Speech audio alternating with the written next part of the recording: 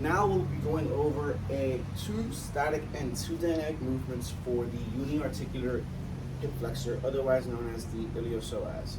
So the first one we're going to do is similar to a lunge. So what we're going to do is we're going to have one knee in front and slight knee flexion, and we're going to push the other leg into hip extension. And as we're coming deeper into knee flexion, we're going to be pushing our other leg deeper into hip extension. And that is what's going to be stretching the iliopsoas statically. Next, we'll be doing a dynamic movement.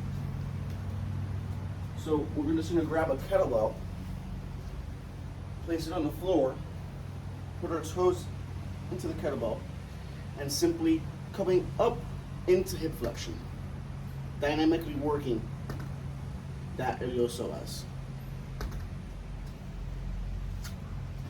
For the second static movement, we're going to be doing a modified Thomas test. So we'll be lying on the bench. We're going to keep our glutes slightly off the bench. Let me adjust the camera.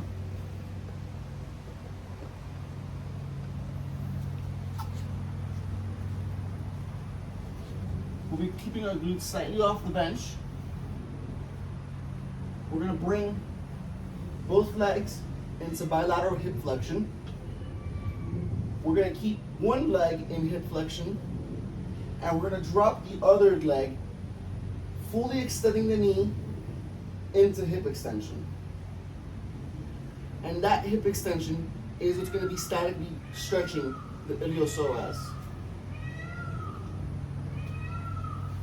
For our second dynamic movement of the iliopsoas, we'll be doing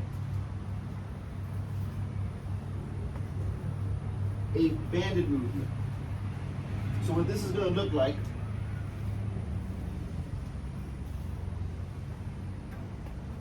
is we'll be placing one leg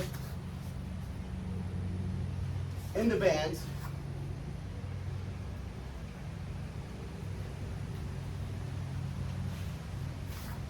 lying down. We'll be pushing our knee towards the chest, or otherwise hip flexion. Dynamically working the iliopsoas.